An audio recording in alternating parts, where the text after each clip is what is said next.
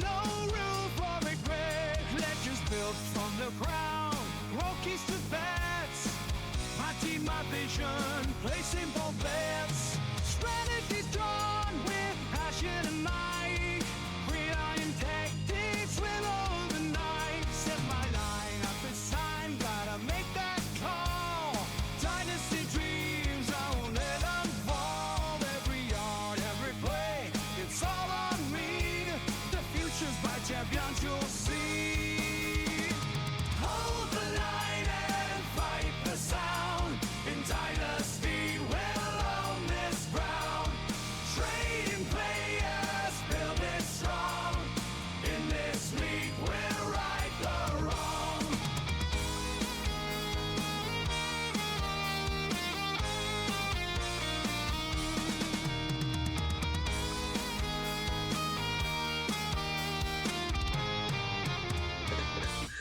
All right, that new theme song really hits the spot.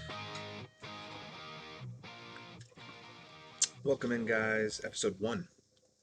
Technically episode 2. But the first official episode of the Fiddy Tree season. We have a lot that we have to talk about to get you up to speed with what has been happening behind the scenes. This is every off season that I go through this feeling that there's a lot more to be done. And I'm not even running the league. I just have a team, so I'm definitely on the short list of things, short list of people with things that have to be done. I am Derek, host of Fantasy Flyer, and if you missed the video that was posted on this past Sunday, this season we are focusing on a 53-man dynasty league. I am an owner of a team in that league, and we have all 9 other teams that we're going to go over a 2-part video series that comes. Episode 1 will obviously be posted today. You're going to get episode 2 in a couple days that will go over the other 4 teams, and then we're going to start focusing, or the other 5 teams, and then we're going to start focusing on my team as well. We have a lot to cover, so we're going to start with going over the 4 teams today, and there will be the 3 champions and the next team in alphabetical order, which I believe is Dorn's team. Mr. Jack Dorn, shouts out to Mr. Dorn. You guys will get to know some of these names as we go through the year. For those of you who aren't in the league, for those of you who are in the league, you guys obviously know me, you know Ian, you know Taylor. We all know everybody who's been years been in this league, and it's time to expose the league for what it is. So we are going to jump right in to the teams. We'll start with the teams, and then after the teams, we're going to go into a little bit of the scheduling that we are at and how we got to this point and what to expect, both for the second part of this video and going on forward through the rest of August. So let's jump right in with Team 1. All right, so we are going to jump in with our very first team. We'll quick hit the rosters. This is the page that we have, the league page for 2024. The first team we are going to talk about, we'll just click on the rosters and we'll just real quick go through these. It's a lot of players. For those of you who are used to your ESPN leagues and your sleeper leagues, you are not used to seeing this many names on a team.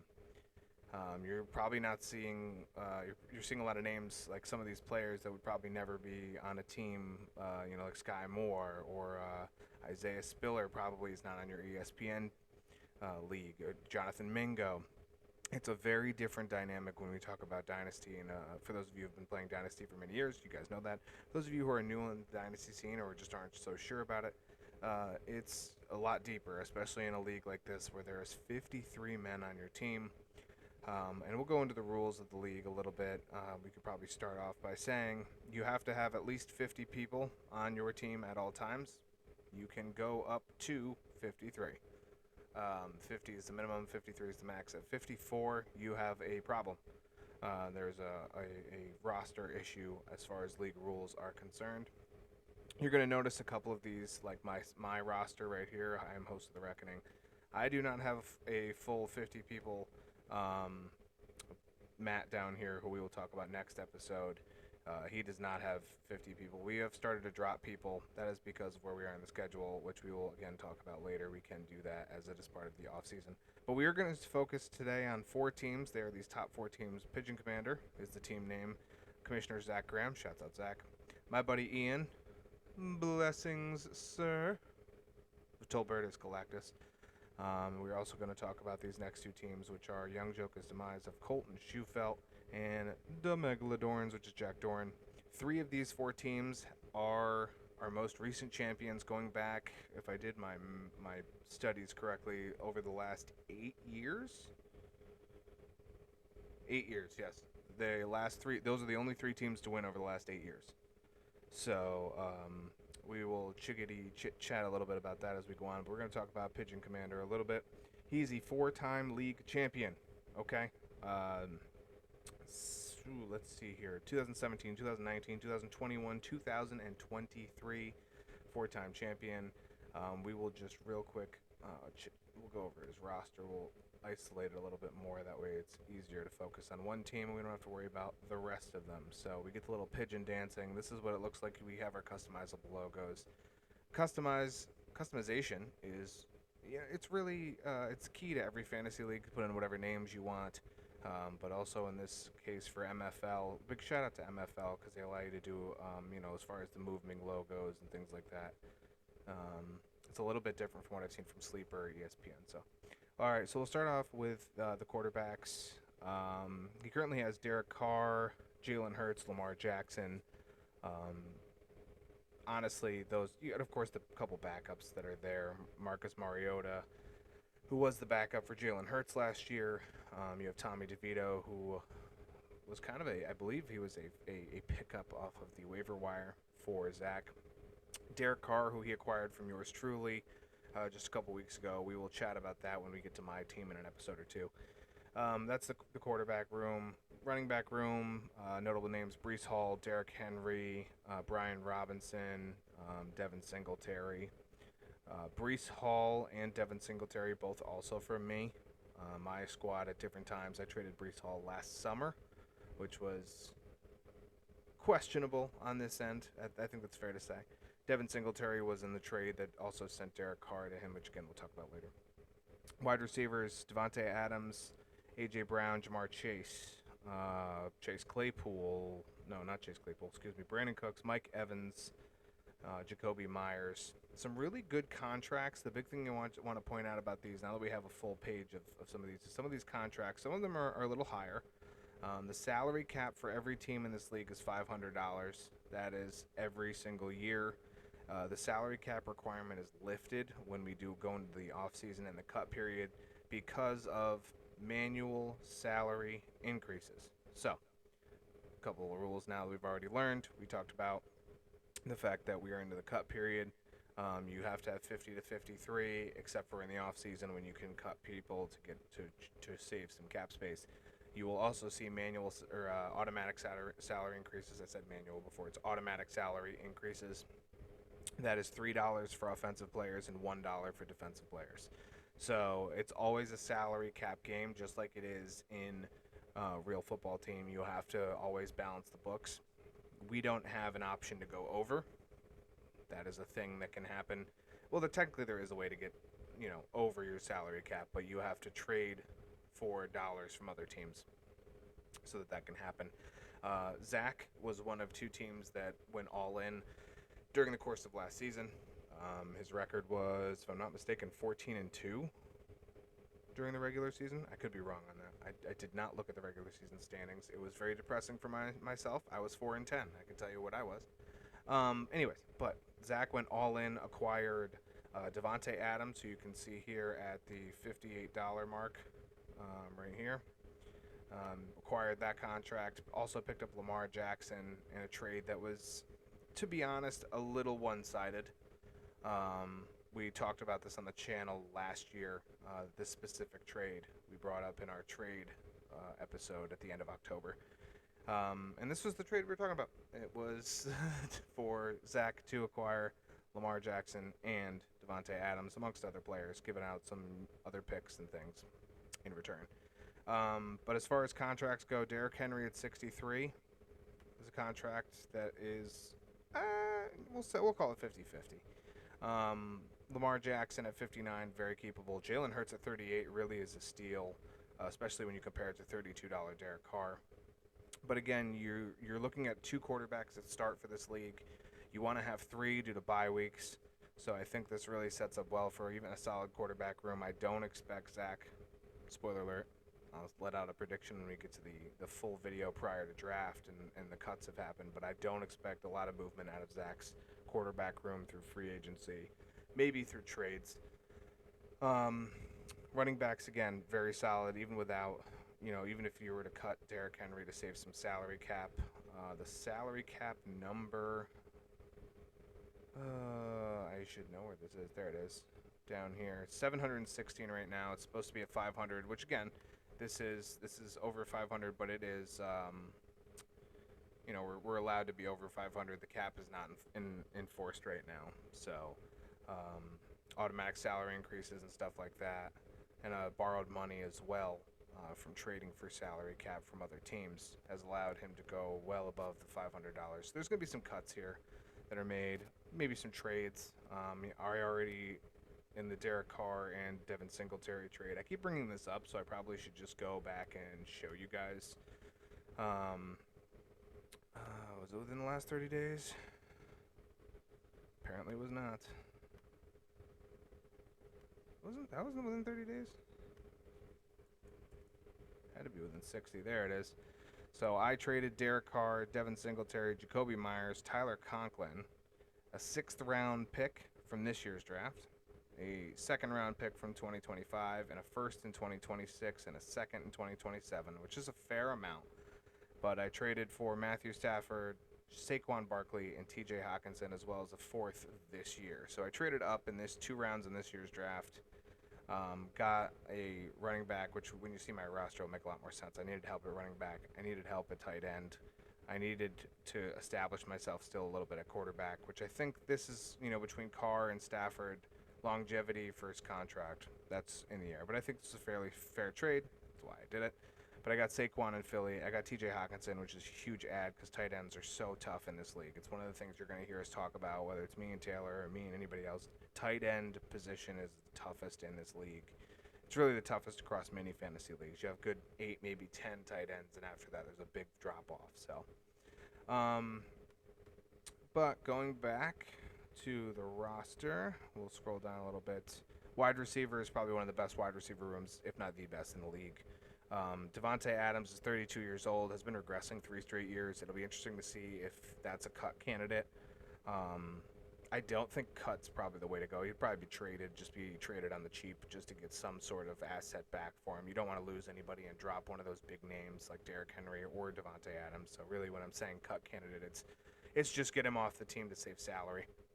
A.J. Brown and Jamar Chase at $43 and $44 right here are just, fantastic contracts for what they produce for you. 290 and 260 fantasy points. Mike Evans had a great year last year for $22.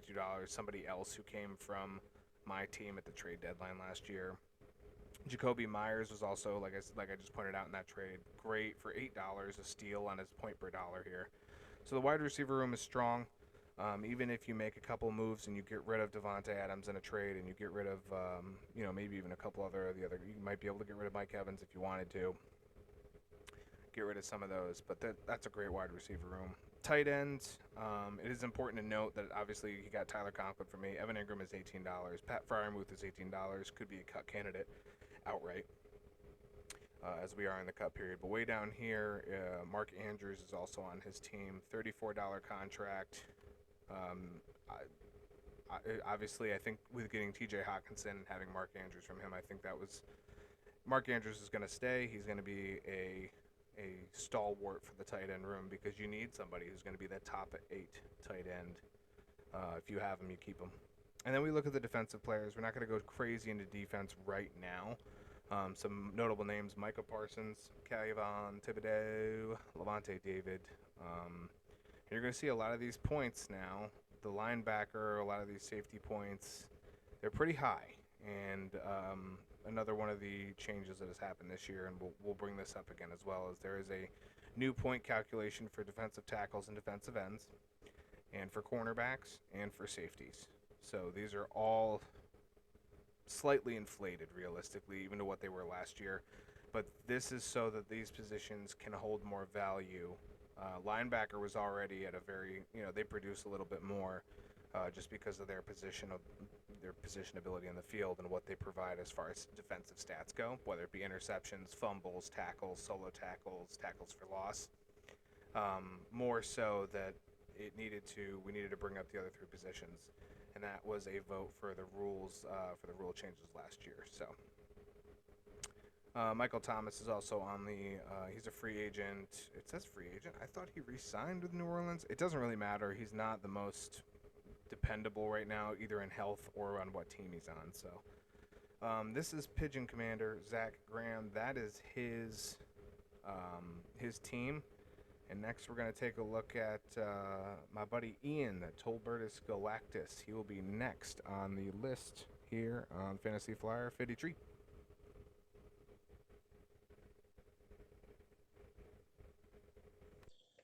So I realized doing the first part of that video with Zach's roster that I probably should touch on a little bit more of the rules of the league, both for off season and really during the regular season when they're being enforced. Obviously, I mentioned a lot in that part that there are not a lot of rules being enforced, mainly salary cap and roster limits.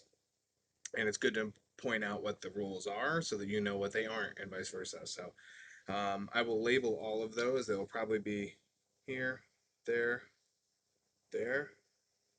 Again, depends on how I edit the video. But let's label out these rules for you real quick, just so you guys have an understanding. So rules number 1, 50 to 53 players. That is not being followed currently during the offseason, during the cut period.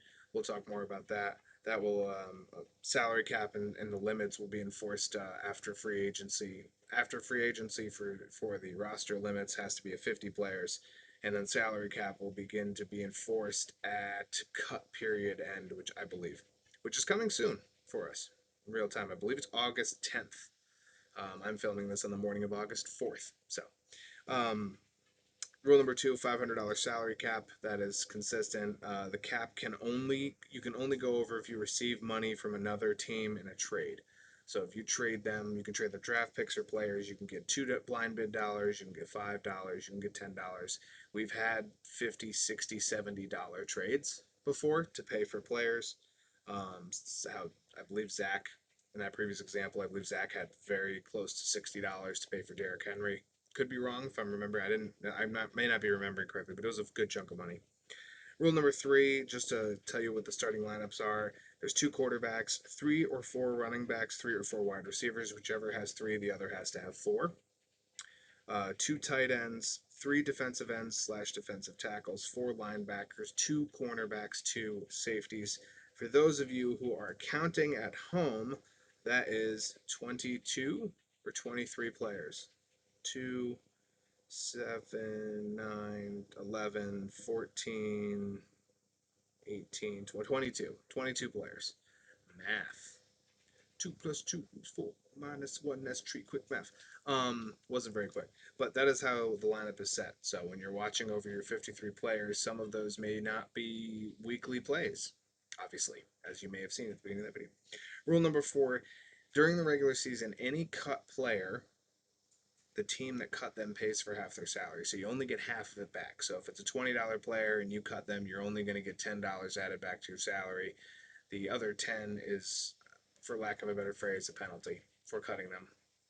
And sometimes it happens.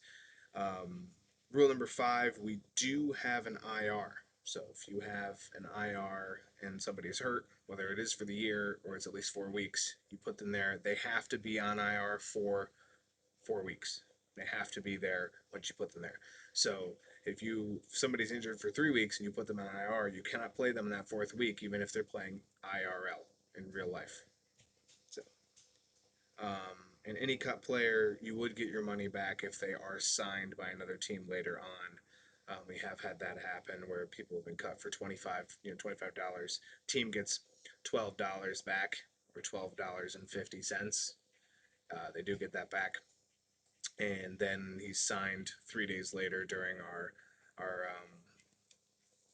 weekly ads.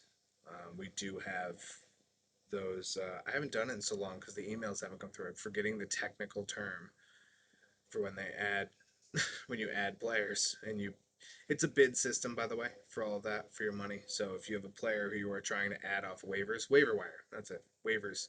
When waivers are processed, which is, I believe, on Wednesday and Sunday, they're processed twice a week. It is a bid system, so if you bid $2, somebody bids $3 on a player, same player, the person who bids $3 will win that player. So those are the general rules of how the league works. As for where we are in the off season, we should also probably explain this because this is going to be brought up a lot more in the rest of this video and in part 2 of the Employee of the Month segment for all of our employees. So in the off season, the schedule generally works like this. On June 1st, on or around, the off-season league year begins, which is essentially just everything is switched over in the MFL platform. If you saw on Zach's video, we use that platform. There's a different platform, different league year homepage for all of the years previous. So we have all the stats, we have all the records. We can go back and look at it. We can go look at the draft class. We can laugh at the decisions that we've made. The cut period opens not too long after. This year opened on July 1st, where you can start to cut people. So that's when the roster limits will be cut. That is when the league year opens, the salary is inactive, but it will continue through the cut period so that you can continue to cut people. Like, for example, on Zach's team, he was at $700. He's going to have to either cut people, trade people, find a way to get money off of his roster to get under that $500. Okay. Next comes the rule change in the vote, which is happening live right now on our Slack chat. We have a Slack chat for this is how we communicate in this league. You will probably see portions of it at some point. I'm not going to go too crazy in depth with it yet. You'll be exposed to it later on in this series. We're just not going to talk about it yet, but there is a rule change voting. It's a very simple poll system. You got 10 people in the league, majority's got to win. So if you want to rule the scoring changes that I referred to when we were doing Zach's segment, the defensive end, defensive tackle, cornerbacks, safety, those were all changes that were made last year voting.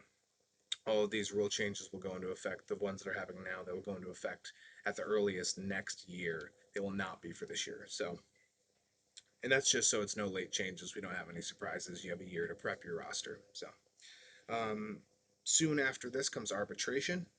Arbitration is a select set of money that each player gets to put onto other younger players' salaries for other teams. So you get to do it for all other 9 teams. I'm obviously not going to put money on my own salary, but the other 9 people have the chance to do that. And I'll explain a little bit more how that happens when we get to that, because I'm going to do it live on video for you guys to see. I will go through the arbitration process and what my thought process is and how I will divvy up these dollars to put on other people, and we'll talk about the rules that way. But arbitration is a way that people don't just get to hold on to their young players who are really producing for, like, ever, essentially. After arbitration, the cut period will close, and that's when salary cap starts to be enforced. You have to be below your salary cap. In reality, you have to be below your salary cap, and you also have to be below what your draft picks would entail for your rookie draft.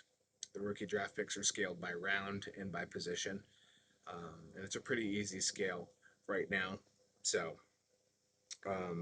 we'll talk about that as well. Rookie draft comes after cut period closes. So we start doing rookie draft and you start filling in your roster. The rookie draft is probably, for me personally, it's like my most fun time in this league because you're on the board. I mean, this is literally several years of your team. Last year, I was lucky enough to get Rashee Rice in the 3rd round. Man goes off. I was not as lucky as Ian, who got Puka Nacua in the 4th round, and obviously went even more off. So, just a perfect example for me. That's just one of the most anticipated things for me in the offseason is that rookie draft. And then finally is free agency, which is a bidding period. And again, we'll talk more about free agency and we'll go through that a little bit more when we get to it. But after free agency usually ends at the end of August, plus or minus a day or 2 or 3. And then not too long after that is when you start to see the regular season start. We start setting lineups, and then it's kind of all, you could say it's all downhill from there. So those are the rules for the league, the general rules. We're not going to go into too much into the other in-depth stuff. I'll mention some stuff as the situations arise.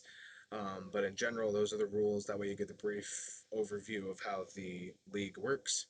We all chat with each other through Slack. We all have trade talks. We all have league talks. We all, for lack of a better phrase, we shoot the shit about anything football and sometimes other stuff. So But I just wanted to preview that before we go on to our next roster, which is my boy Ian, Sir Blessings. As we focus in here on Ian's team, my boy Ian, blessings to the man, our second roster.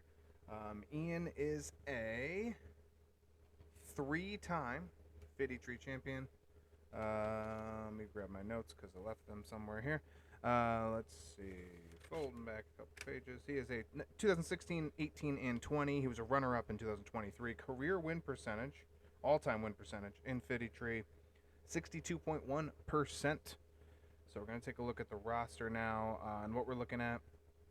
Ian and the first roster we looked at, Zach, both of those teams went heavy all in last year to try and win the championship. It became pretty clear they were the top two teams, or at least two of the top three early on, and they just kind of took the opportunity to break away, send in all of their assets. And when we talk about the draft, we're going to see that neither one of them have a lot of picks as it stands currently. Again, today, August 4th, so, by the time the draft hits, which I believe is August 19th, we could have a whole different scenario where they could have traded some of these bigger names for draft capital.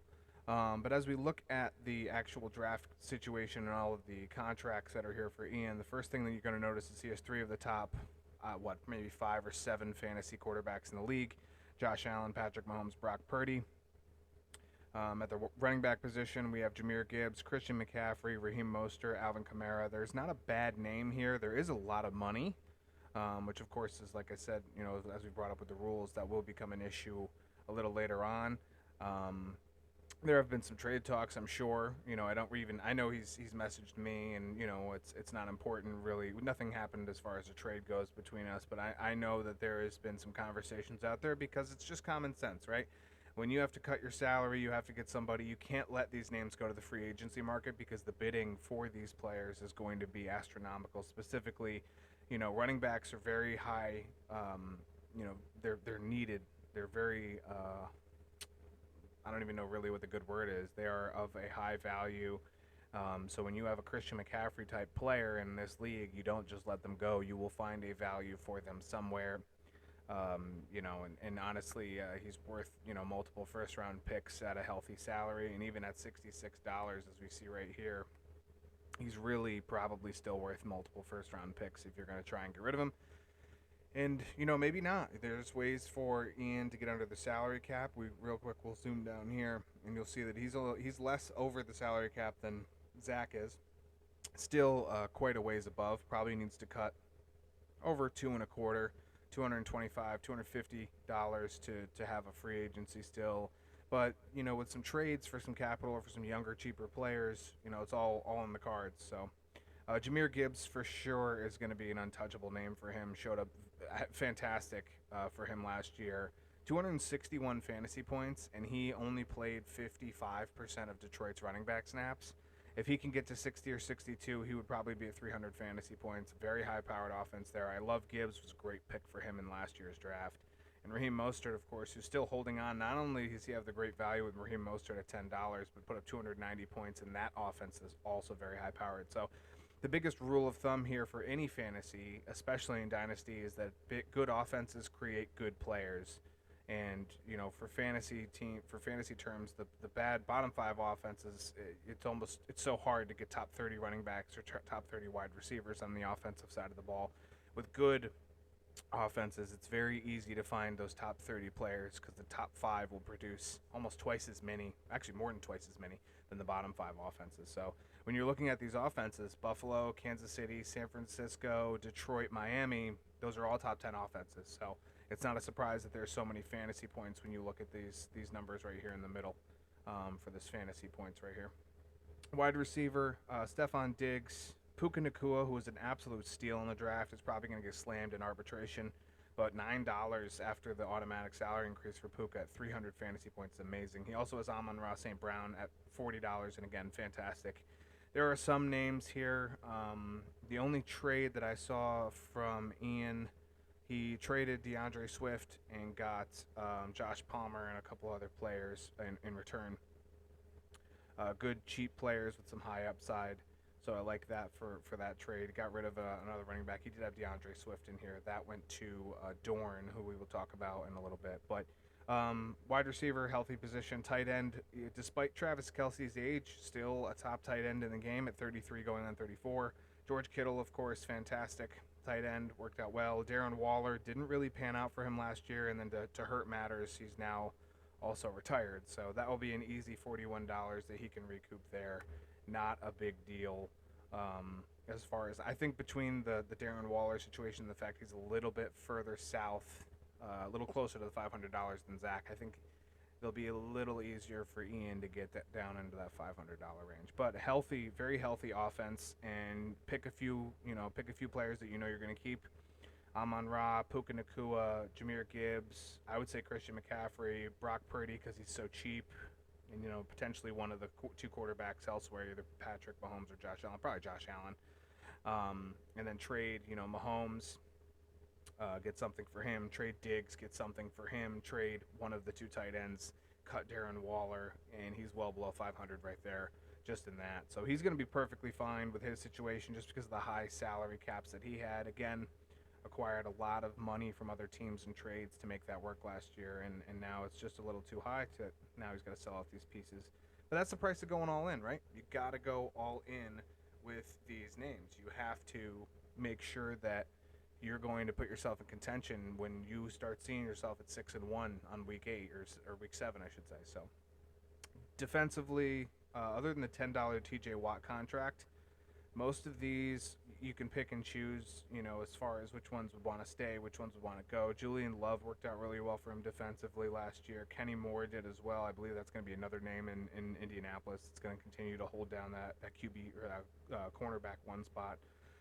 Bobby Okereke, of course, in a new spot with the Giants, that new revamped defense. I like that as a keep. Even though he is $5, it's a little touch and go there. I understand that. All about cutting the right players. Last offseason, you could probably go down your defensive list, and everybody's $2 when you hit the cut period, and you can choose, if it wasn't a rookie who was really explosive, you could probably cut 60, 70, 80% of your defense. And I think with these new scoring rules, it brings it more into, is $2 worth it? For a lot of players, it can be. For $3, is it worth it? Some, once you hit like that $4 or $5 range, you really got to start considering where you're going to be with your salary cap and whether it's worth it to drop them. You can draft a lot of players, or defensive players start to go in the 3rd round generally for drafts. So on the IR, Cam Akers, he's there. Keaton Mitchell, fantastic young player. I don't know his exposure this year. With them bringing in Derrick Henry, it kind of makes me wary of their ceiling on Keaton Mitchell in Baltimore. But another young player who is dirt cheap and had a couple good weeks before he got hurt. And then Christian Kirk, who is a good wide receiver stalwart. Don't need to trade him. Had really good production per dollar at $16. And I think if he comes back, there's no Calvin Ridley there anymore. So I think that's a name that'll probably stick around. Keep Puka, keep Amon-Ra, keep Josh Palmer because you just traded for him. And the rest of them are probably all cut-worthy or trade-worthy in this case of Stephon Diggs. But that's how the money can get there. So there's an overview on Ian's roster. And next we're going to take a look at Colton's roster. That took me a hot minute. Right, next on the docket, we have Young Joker's demise. Colton Schufelt, the GM of this team. Under a different name, Colton won the league championship in 2022. So just so if you're keeping track at home, that means the last 8 championships have been won by either Zach, Ian, or Colton. Zach with 4, Ian with 3, Colton with 1. So a very small trophy case for everyone else, and theirs needs expansion packs. We'll just put it that way. One-time league champion 2022, 57.9% winning percentage all time. We'll take a quick look at Colton's roster because there's a lot of different directions. This is where the first 2 teams, you can kind of look at them and you can say, hey, we got to dump some salary, maybe get some draft capital back, make a different change going forward. But I think this is the first roster where you can say, there's some different pathways to some things. So we'll take a quick look here. Quarterback position, Trevor Lawrence is the only name that is a really productive starter. You'll see the only one that's even over 250 fantasy points. Desmond Ridder is in Arizona and is now a backup for Kyler Murray. and he only played maybe half the season last year. However, as I scroll down here, we'll take a look. He's only $19 over the cap as he sits right now, which is amazing after the automatic salary increases. And you'll see what I mean when we look at the strength of his roster as far as points per dollar versus roster strength. But quarterback Joe Burrow is on the IR. He will be activated, and even at $53, he's going to be a keeper for sure. There's no reason to worry about salary with this team. There are cuts that can easily be made, trades that can easily be made that will put Colton easily in the lower fours, higher 300 range for salary. He can have himself an offseason in a draft. He does hold the 4th and the 8th overall pick in our rookie draft. It's the first time we have to worry about talking about draft picks, so that is something to look at, especially that 4th pick. A lot of different avenues where you go to that 4th pick. The top 3 are probably locked up for the most part, so you have a lot of different, do you want to go tight end? Do you want to go wide receiver? Do you want to go quarterback? Maybe a little early for running back, but honestly, not out of the cards either. So when we look at this quarterback position, it could be a direction that Colton may look at the 4th overall pick. But overall, a strong position. Trevor Lawrence and Joe Burrow, 2 of the top 12 or 14 quarterbacks in the league for sure. The running back position, very strong for this team, and the contracts for these players is very good. Tony Pollard at 33 might be the most questionable contract just because of his split time that is expected with Tyjae Spears. He did not have a fantastic 2023, but is still a strong player. Tennessee gave him multi-years, over $30 million, so there's no reason to believe he's not going to be played. Zach Moss and Chase Brown is a 1-2 punch that you like in Cincinnati. Chase Brown is young. Zach Moss is he got a contract for what he did when Jonathan Taylor was out last year. And for $14 in our league, fantastic price for Zach Moss. Josh Jacobs, of course, $45. Could have a better year in Green Bay. Should have a better year in Green Bay. But also is, again, the clear running back 1, so not really much to concern yourself with there. And then Travis Etienne as well at $40, putting up over 300 fantasy points. You love to see that production for that cost. You can get rid of Jordan Mason and Ty Chandler and Sean Tucker if you want, just to save a few dollars there. That right there puts you at 500. So if you cut some of the other names at the quarterback position, you're already down to 480, and you're smelling where this is going. So wide receiver, almost said running back again, wide receiver Brandon Ayuk, of course, headlining this group. 10 points per dollar from that man is stellar. And that was 10 points per dollar last year. It's really still 10 now, and he could easily hit 300 in any given year. Amari Cooper and Cooper Kupp, 2 of the older statesmen in wide receiver rooms across the country, both over 30 years old, but both have fantasy relevance beyond what you should expect from most 30-year-olds. Cooper Kupp was, of course, hampered with some injuries last year, and that allowed Puka to be very, very explosive, but also still extremely valuable. Michael Wilson is a great underrated wide receiver out of Arizona. I think he still has the chops to be a wide receiver 3, wide receiver 2 range for them. Obviously, Marvin Harrison Jr. will be the 1, but in my opinion, he's a great keep candidate. John Mechie, Cedric Tillman, DJ Chark, some names that you could potentially cut there. All in all, great wide receiver room. Tight end position isn't much of a slouch either. They had the tight end 1. Colton had the tight end 1 in Sam Laporta. Zach Ertz, probably just a veteran teacher in Washington. Isaiah Likely will always be the backup until Mark Andrews retires or leaves, or Isaiah gets traded. Adam Troutman could be challenging, likely will be challenging Greg Dulcich for the tight end 1 this year in Denver. So there is a little bit of a door there to having at least a very solid tight end room with Sam Laporta leading the way. And going through these positionary groups, you see at the quarterback, you could use a quarterback 3 if you're Colton. If you're looking at the tight end position, well, Brock Bowers is going to be their 1-4. Is that an option? So I could really solidify this tight end room going forward.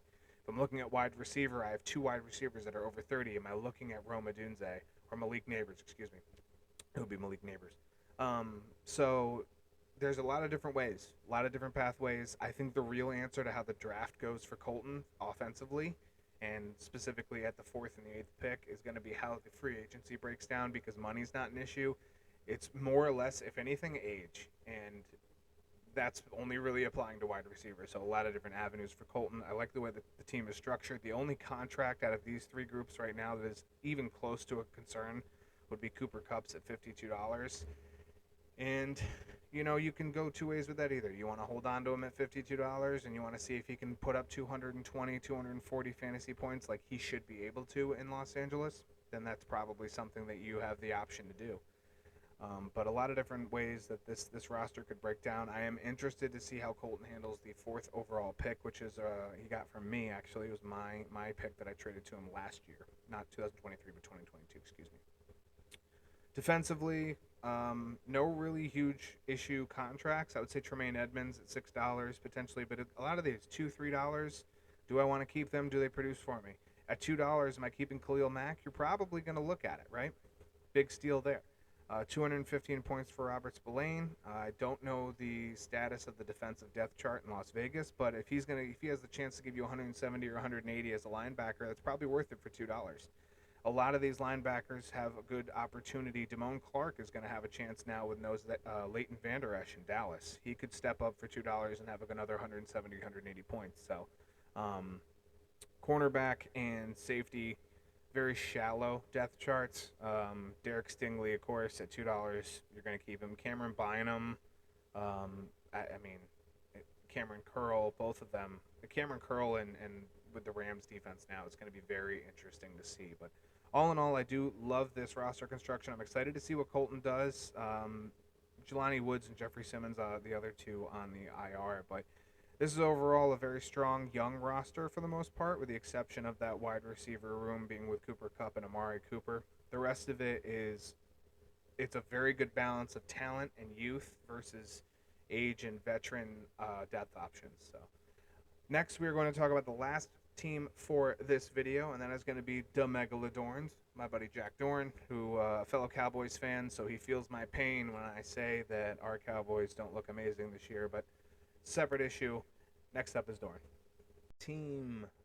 Last team for this video is my man Dorn. Jack Dorn, shouts out to the fellow Cowboys fan. We're going to go over Dorn's roster. How do we say this? Last year was not a great year for Mr. Dorn. I don't think that's he's not. This isn't a surprise. He's very aware. But yeah, the standings last year, if we go back to this website, if it loads, which it'll take a moment, he was 2-12, which was the only team worse than me. But it ended a little abruptly for him. Had some injury concerns, had some other things happen. So Dorn was not doing the best last year and kind of mailed it in a little early. So he does have some young pieces. We will talk about this a little bit. But the real question is, what does Dorn do as far as rebuilding this and getting it back into a competitive fashion? Obviously, if I'm not him, I'm not going to jump and speak for him. Dorn's a great guy from everything that I've talked to him about. I would think anything 500 or maybe a little above would be a win for this year. And he's made a couple trades already this year. I will go into the transactions section just so that we can find these. The first one, we'll go to the 60 days just so that we are both of the trades. So I traded Deontay Johnson in a second-round pick next year for T. Higgins. That was back at the end of June. And then a week later, he traded with Ian, who we talked about trading DeAndre Swift. Dorn got him for Josh Palmer, Jonathan Greenard, and a third-round pick next year.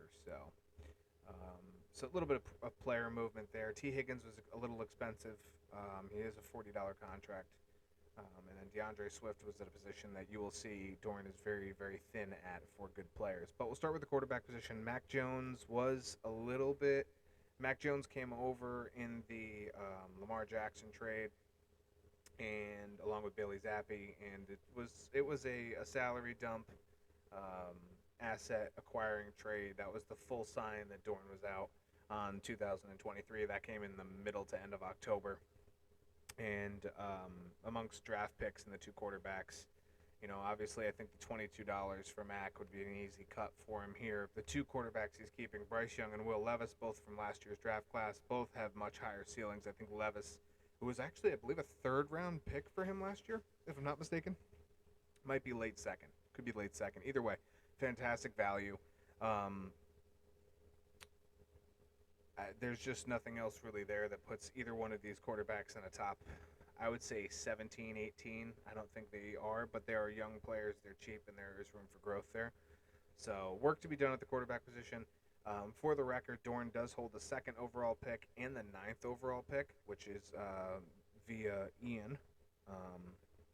So he does have 2 first-round picks that he can continue to kind of do this rebuild. But if this is less than a 2-year rebuild, I would be surprised, because there's opportunity for that there. But into the running back position, Kenneth Walker has worked out for him well. Again, he acquired DeAndre Swift, so those two are leading the charge in that group. Khalil Herbert had a 50-50 year now with DeAndre Swift. I think that explains why he went out and got DeAndre Swift. You can have the handcuff immediately without having to do anything else. Tyler Algier may still be a part of that running back situation in Atlanta. It's to be seen now with Arthur Smith gone, who just had this big fascination with splitting up the running carries despite spending a very good pick on one of the best running back prospects the league has seen in a long time, but I digress. Rico Dowdle also could be somewhat useful to him. It depends on how that running back situation in Dallas pulls out. So, as training goes along, Zeke seems like he's getting back in shape slowly, so that may open up the door for Rico to have some piece of that backfield. Other than that, Samaje Perine is probably third in line in Denver. Craig Reynolds isn't much of anything in Detroit. Pierre Strong could be interesting in Cleveland. It depends on what happens with Nick Chubb.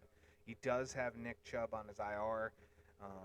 There's much to be said about whether he will release him instead of eating the $50 it would take to put him back on his roster. He has a $53 contract, I believe. I don't know why I'm questioning, because I can just check down here. Yep, he is $54 and was hurt last year. Daniel Jones is his other quarterback. I always forget he has Daniel Jones because he's been on IR with that injury since the middle of last year. But he does have the third quarterback there. Could still use some improvement. His current cap situation well below 500, which is what makes this a good opportunity for him to soak up some of these free agency names if he can, make some trades if necessary, although I think the draft capital is primary for getting this rebuild going, get some veteran names in free agency. Wide receiver, Jordan Addison, $15. I mean, he's not going anywhere. CeeDee Lamb, the projected number 1 wide receiver in fantasy this year amongst almost every format, not going anywhere, even at $47. I think CeeDee Lamb is very safe there until $60 or $63, so long as he continues the production you saw last year.